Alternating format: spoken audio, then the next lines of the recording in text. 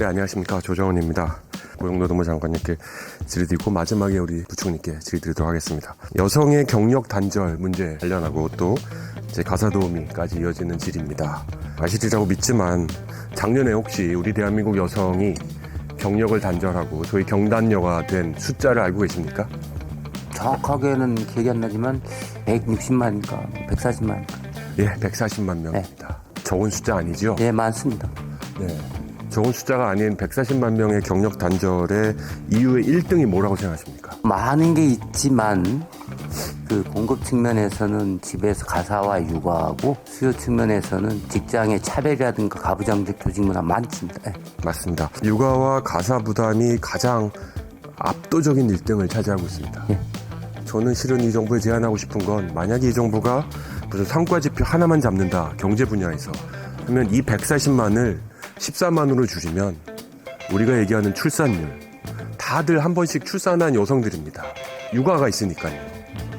이 숫자만 좀 단절시키는 노력을 하면 우리가 생각하는 출산율, 여성의 경력 단절, 여기 계신 분들 지금 보면 차관급, 장관급이신데 압도적으로 남탕입니다. 그렇죠? 남탕의 여성들 몇 분 와 계신 느낌입니다. 이런 현실들 극복해야 되는 거 장관님 동의하시죠? 예, 맞습니다. 그런 차원에서 오늘 외국인 인력정책위원회가 열렸고 또 100여 명의 외국인 가사도우미 시범사업을 승인하신 것으로 알고 있습니다. 예, 그렇습니다. 보도자료를 제가 따끈따끈하게 받아봤습니다. 100여 명을 6개월 정도 시작하고 그다음에 가사관리사 출퇴근하고 그리고 마지막으로 이제 최저임금을 적용하겠다. 맞습니까? 맞습니다. 성공할 것 같으세요? 이 시범사업으로 달성하고자 하는 목적이 뭡니까? 아시다시피 지금 공급은 딸리는데 수요는 늘어나고 비용은 늘어나는데 국민들이 안심하고 저렴한 가격으로 외국인 가사노동자를 사용할 수 있는 방법을 도출하기 위해서 시범사업을 하는 겁니다. 그러면 시범사업 후에 무슨 교훈을 얻을 예정이십니까? 서비스 만족도부터 시작해서 지금 현재 애로사항을 느끼고 있는 게 사람을 구하기 어렵다. 장관님께서 얘기하는 게 사람을 구하기가 어려운데 네. 지금 100명 도입하니까 딱 100명 더 시장에 넣는 거잖아요. 그러면 이걸 통해서 사람을 더 늘었는지 안 하는지 절대 알 수 없습니다. 제가 장관님께 말씀드리는 취지는 이게 정책 실험인데 예. 정책 실험도 찬성합니다. 근데 완전히 잘못된 정책 실험이라고 생각하는데요.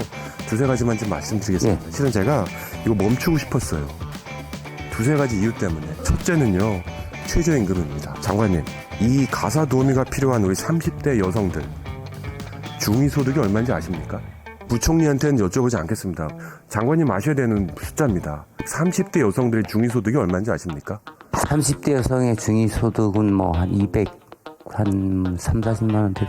예, 271만 원입니다. 지금 가사도우미 210만 원 최저임금 적용하신다고 했고 출퇴근 여러 가지 비용 들면요 270만 원 또는 넘을 수도 있습니다. 자기 월급 다 벌어서 한 달 월급 그대로 가사 사용인한테 가사 도우미한테 전달해 주지 않으면 아무도 채용할 수 없습니다. 맞죠? 예산수가 틀리지 않죠? 그럼 이 실험이란 건 중산층 이상의 맞벌이하는 부부들을 대상으로만 하는 겁니다. 무슨 부작용을 낳냐면요 다 그림의 떡으로 만들어버린 거예요. 왜? 우리 대한민국 정책은 정책 실험을 해도 돈 있는 부자들을 위한 정책 실험만 하냐는 비판에서 어떻게 자유로울 수가 있습니까? 좋은 효과는 있겠지만 이거를 쓸 수 있는 분은 지금도 넉넉히 버는 맞벌이 부부 중소득 이상입니다. 아닙니다. 제가 말씀드리면 의원님의 말씀하시는 취지는 알겠습니다. 저렴한 가격으로 안심하게 쓸 수 있게 하는 방법을 찾자는 건데 저희도 그걸 찾습니다. 찾는 방법 중에 하나고 모든 가능성은 열려 있는데 첫째 지금 서울시에서 시범 사업을 하는데 1000여 명 이상을 서울시 홈페이지에서 실태 조사를 한 결과 이 외 가사 노동자를 쓰는 사람들은 주로 맞벌이 부부인데 평균 소득이 뭐 500에서 뭐 800 부부 합산하니까 그런데 부담이 굉장히 많은 걸로 돼 있는데 부담은 이분들이 1인당 한 가정당 1회에서 3회를 사용하고 한 번 사용할 때 4시간이나 6시간 파트타임으로 합니다. 제가 그 얘기도 들었습니다. 네. 비싸니까 파트타임으로 쪼개서 한 달에 한 번 20시간 내외로 쓰니까 그렇게 따지면 비용이 얼마 안 될 거다. 그것도 한번 보시죠. 저는 그것도 일부는 이해가 됩니다. 네. 저도 이 정책 처음 발의하면서요. 제가 국회의원이 법안 발의를 뭐 한두 개 하겠습니까?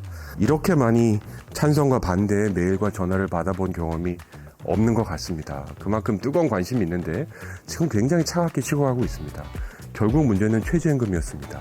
자, 여기서 남은 시간 동안 제가 한 가지 제가 법리적으로 좀 짚어나가고 싶은데 다른 가능성, 제 해석이 맞는지 네. 우리 장관님 좀 말씀해 주시고 우리 부총리께서도 한번 좀 말씀해 주시죠. 제가 뭐 변호사도 아니고 법률학 박사도 아니어서 제 법률 이해가 틀릴 수도 있습니다만 한번 슬라이드 한번 보여주시죠. 우리 대한민국 현행 가사 관련된 근로관계법, 근로기준법 등등에 보면 가사 노동을 하는 분들은 가사 근로자와 가사 사용인으로 나눠집니다. 이건 다 아시죠? 혹시 모르시는 분도 계시지만 가사 근로자는 쉽게 얘기해서 근로계약을 맺습니다. 4대 보험 다 적용받습니다. 이분들은 최저임금 적용 대상입니다. 하지만 지금 현행법상 가사 사용인이라는 분도 있는데 이분들은 사적 계약입니다. 중간에 끼지 않는 거죠. 마치 우리가 부동산 계약을 할 때 중개인은 중개만 하지만 그 계약은 집주인과 전세 계약자가 하는 거와 마찬가지입니다. 가사 사용인은 장관님 지금도 최저임금을 적용받지 않지요? 그렇습니다.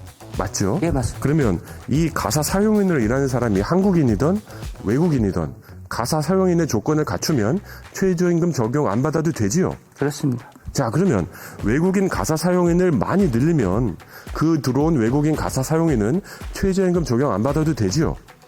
그렇죠. 근데 이제 비자가 문제가 되겠죠. 네, 비자는 뭐 장관님의 문제가 아니니까 네.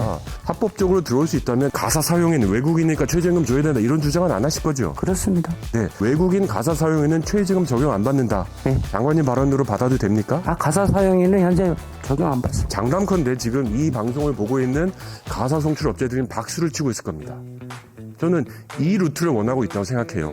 제가 알고 있는 지금 현재 거주 비자 F2, 재외동포 비자 F4, 영주 비자 F5, 결혼인문 F6, 그다음에 조선족으로 상징되는 방문 취업 동포 비자 H2만 지금 이걸 할 수 있는데요. 우리 법무부와 상의해서 이런 100명 이런 말도 안 되는 작은 숫자 말고 가사 사용인 비자로 들어올 수 있다면 한국인 가사 사용인도 최저임금 적용 안 되고 외국인 가사 사용인도 최저임금 적용 안 되니까 이건 차별 아니죠? 뭐 ILO 이딴 거 없죠? 예. 인정하시는 거죠? 예. 좋습니다. 자, 이렇게 가야 된다고 저는 생각합니다.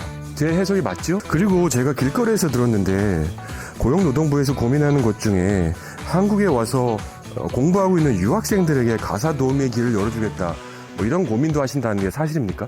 예, 그렇습니다. 독일이나 프랑스 등 오페어라고. 그러면 우리 외국 유학생들은 우리에게 좀 어떤 존재일까요? 교육부 장관님이 없어서 제가 말은 못하지만 지방대학 재정 어려우니까 메꿔주러 온 대상이고 우리 가사 사용인 필요하니까 여기 가서 일해줘야 될 대상이고 공부하러 온 대상 아닙니까? 그냥 여기저기 그냥 메꿔 놓는 대상으로 외국 유학생 쓰는 게 맞습니까?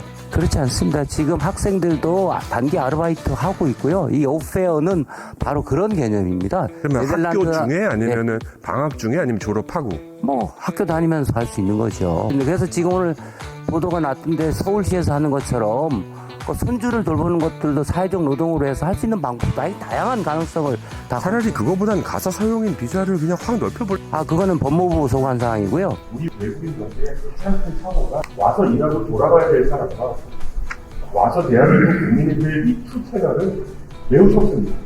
우리 국민들이 착해서 몇 년 되셨어요? 한 5, 6년 됐어요? 아이고 한국 사람 다 됐네. 절대 아니거든요. 대부분의 분들은 와서 일하고 적당한 배우를 돌려보내야 돼요. 이래야 지금 행사하고 있는 외국인 조폐적 공정이 돼요. 이 채널을 섞으면요. 굉장한 반발이 일어나고 지금 일어나고 있습니다. 유학생들 정책은요, 어떻게 보면 잠재적 우리 대한민국 국민으로서의 가능성을 보고 온다고 저는 생각해요. 그런데 이분들 외국인 가사 도우미 하라고 돈벌이 이렇게 저렇게 열어주겠다 하면요, 이것도 저것도 아니에요. 이참에 외국인 정책 한번 제대로 한번 해보시고, 또 부총리께 부탁드리고 싶은 건 최저임금. 저는 세계은행에서 오래 일했지만, 여러 나라 정책했지만, 최저임금이 이렇게 중요한 나라는 대한민국밖에 없습니다. 그 이유 아시다시피 다 하나입니다. 최저임금을 일하는 근로자 비율이 세계에서 제일 높습니다. 이것 좀 정리해야 된다고 생각합니다. 그래서 최저임금 문제로 외국인 정책을 속지 않았으면 좋겠습니다. 그리고 말씀드린 대로 가사 사용은 외국인이나 내국인이나 최저임금 적용 안 되기 때문에 이거 진짜 오늘 중요한 말씀 하시기 때문에 이거에 대해서는 저는 정확하게 했지만 정확하게 할 필요도 없었다고 생각합니다. 이거를 한번 계속 진행해 보도록 하고요. 장관님도 적극적으로 한번 검토해 주시기 부탁드립니다. 예, 존경하는 도성문 의원님 말씀에 공감하고 지금 발상의 전환이 필요한 외국 인력 정책에 관해서 전면적으로 저희들이 재검토하고 있고 그중에 일환으로서 100인 규모로 시범 사업을 하는데 방금 제 쟁점은 안심하고 쓸 수 있냐? 그 다음에 비용은 어떻게 되느냐? 그래서 서비스 질은 만족하느냐? 그리고 앞으로 장기적으로 이주 정책과는 어떻게 갈 거냐? 이런 건데 지금 비자와 사용 주체 사용 방식에 따라서 법의 적용을 받고 안 받고 신분도 여러 가지가 있죠. 가사 근로자 여긴 차별하면 안 되고요. 가사 사용인 그리고 비근로자 뭐 여러 가지 다양한 게 있는데 이건 하여금 종합적으로 검토해야 될 사항이다 이렇게 보고 있습니다. 내용이 좋아서 저도 들었어.